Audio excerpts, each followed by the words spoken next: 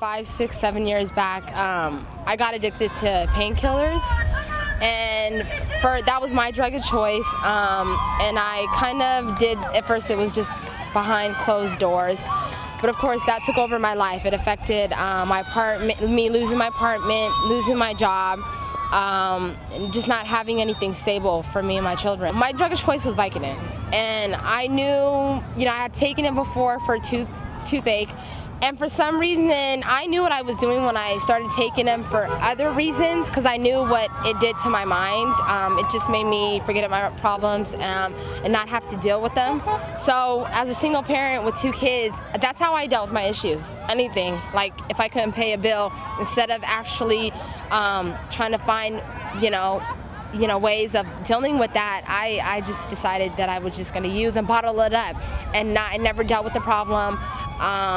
And that led a long journey of just chasing it. I mean, I got it through doctors, dentists, but then, by just like faking my pain that I had, but I didn't have any pain.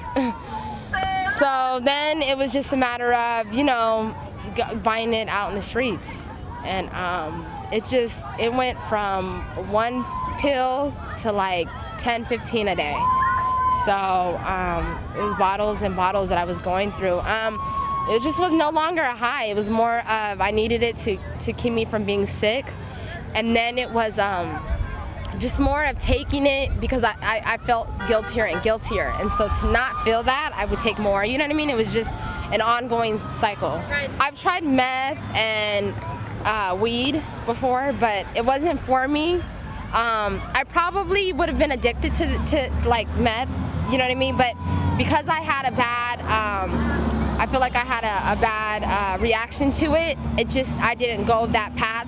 But it could have been anything, you know what I mean? I've alcohol, I've drank also, but it's not even about. It's about how painkillers was my drug of choice.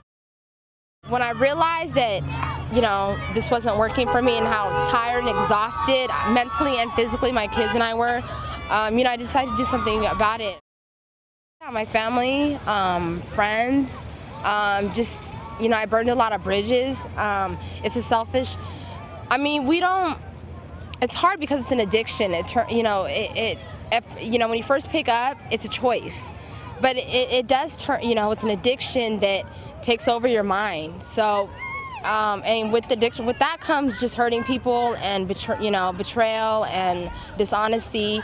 So, and just being a person of without morals and respect and self-respect. So my kids were the ones that were affected the most. They didn't ask to be brought to this world. And so for me, I know they say when you get clean, you should do it for yourself. But for me, I got clean because it was my kids. If I didn't have them, I think I don't know where I'd be. Maybe I'd be dead, or maybe it would just take me a lot longer to want to get clean. But when I would look at them, and the guilt, the painkillers weren't doing it for me anymore. And so when I look at them and seeing what it was doing to them, I didn't want to do it anymore.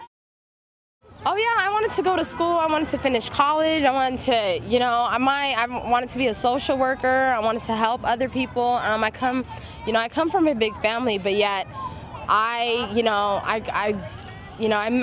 messed that up. You know what I mean? Through the drugs and just it's more of what came with the drugs, though. Oh, I would want them to know that think twice. That high only lasts a short while. That it leads to a life of destruction. It's nothing pretty. It's awful. You feel at the end you just feel isolated and all alone. I didn't think that I could be happy again without drugs. I thought, because I've tried to get clean about 3 times before. And that first 2-3 weeks after getting it out of your system, you feel like you want to die. You feel like, oh my gosh, I can't do this. I can't, because you're so used to numbing your pain. So when all that pain comes back and you have to just deal with it, it's hard. But when you get over that and when you reach that 30-day I mean, literally, the 30 days is when you start to feel a little bit better. And just always remembering that going back to the drugs, it's not gonna do anything for you. Oh yeah, I wanted to go to school. I wanted to finish college. I wanted to, you know, I wanted to be a social worker. I wanted to help other people. I come from a big family, but yet I